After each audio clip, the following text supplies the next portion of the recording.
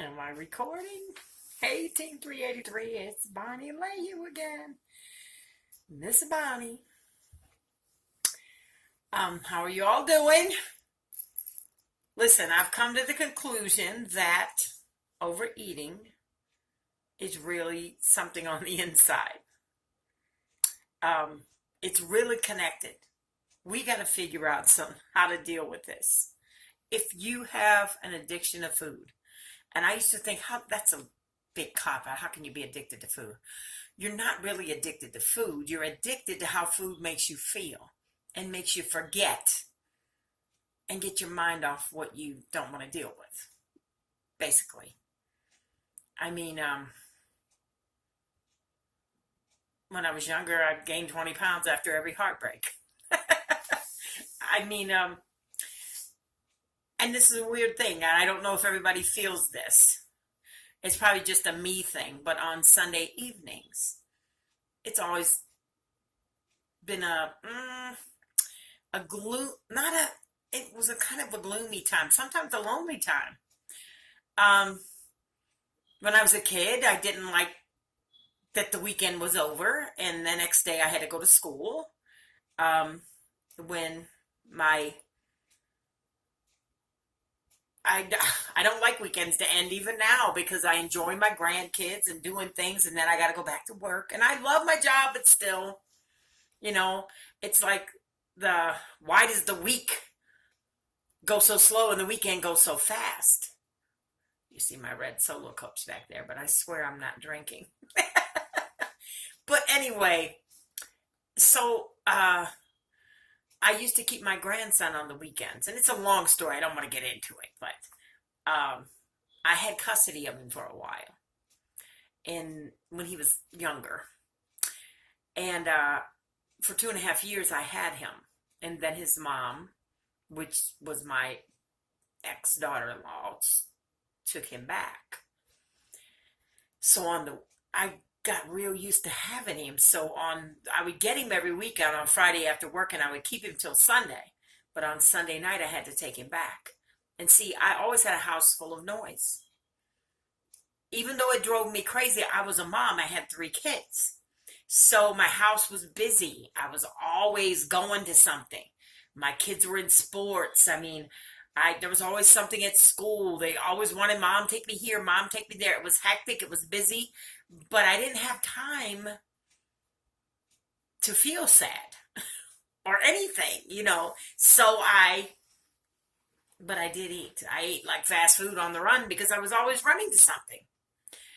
And I was real involved in my church. I had lots of responsibilities at the time, but I was still stuffing my face. Uh, my responsibilities at church weren't filling up what was wrong with me. And my busyness with my kids, I loved them, so I wanted to be at everything, do whatever they wanted me to do. But after all that was over, and they grew up and moved out of my house, I had an empty nest syndrome. But as soon as they left, my grandson moved in. So I didn't have an empty nest syndrome. So it put it off for another 2.5 years. But when he went home every weekend, on Sunday night when I had to take him home, the house would be so quiet and I would be so sad because I'm a caretaker. All my life, I took care of other people. And both my parents had died. My brother died. And my whole life was taking care of my children and my grandchildren. So when I didn't have that anymore, on Sunday nights, it was, time to eat. Bury things. We got to quit burying stuff under food. And I don't deal with change real well because I don't like it. And the reason I don't like change is I happen to enjoy my life. And I love the people in it. So because I enjoy my life and I love the people in it, I don't like for things to end. And they do. I don't want to get emotional. Kids grow up. Grandkids grow up. Life goes on. We get older. Embrace every day and enjoy it. But food cannot be your pleasure. It cannot be your solace, your medication, your depression pill. It can't be a burger and fries. It can't be a chocolate cake. No matter how bad I'm hurting, chocolate will make me feel better. And I'm not going to lie, it does. But we got to get to the inside of what it is in here. Because I am always looking on the bright side. But there is a dark side. There is a sad side. There is some regrets, some things I wish I would have done that I didn't do. And food covered it, masked it. It was always available. It always comforted me. It caused me to get big, and then I didn't worry, when I was younger. I don't worry about it anymore, but,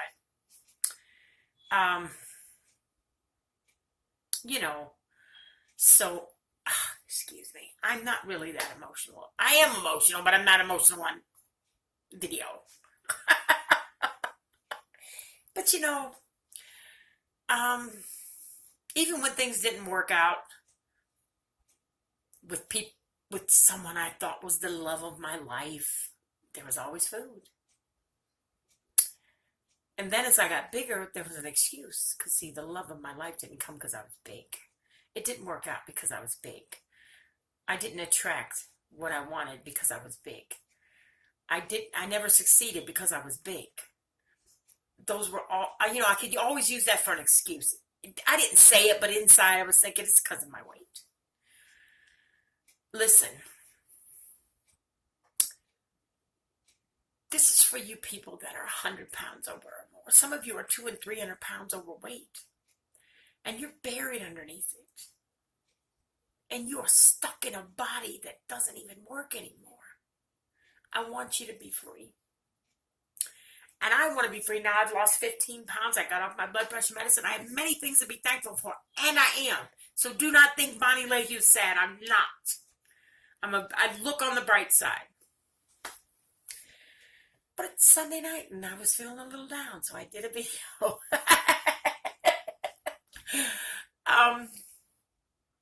Listen.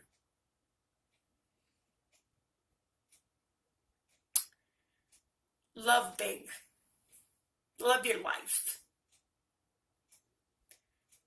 Love your creator. Love the people in your life. But don't love food. Just don't.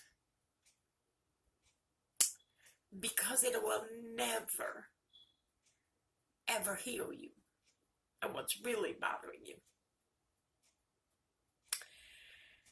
And don't be afraid to find out what it is, because as soon as you find out what's really bothering you, you can get rid of it. And you'll cry some tears. You might. Unless you're bitter and don't cry tears. Which I was for a long time. I'm usually pretty upbeat, so don't think I'm sad. I have a sense of humor in the middle of all hell breaking loose. That's how I survived. And I'm a tough cookie, too. Don't think I'm not. But I just wanted to tell you.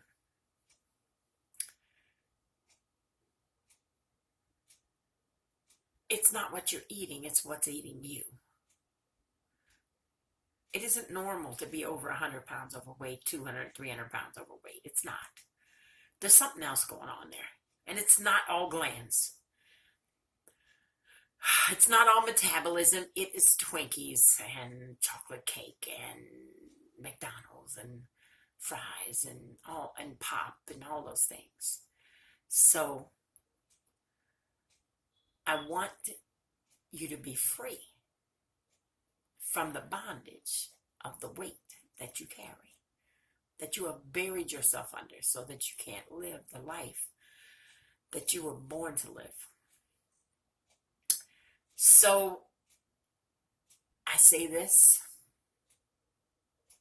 when I put that after picture, you better, Bonnie Layhew's coming out of her cocoon. I'm going to write that book. I'm going to lose this weight.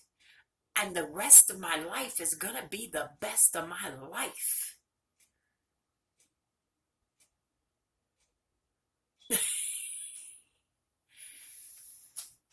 And you need to have the same determination.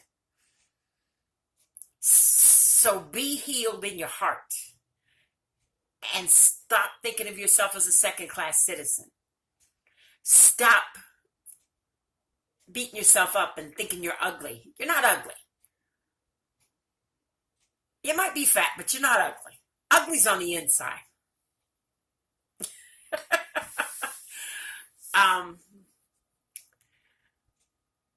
I'm a fatty. I'm one of those people that know they're fat, though. And I'm not offended if people say I am, because I am. Now, that doesn't offend me. But I want to be healthy. And I want to enjoy my life. And I want you to enjoy yours.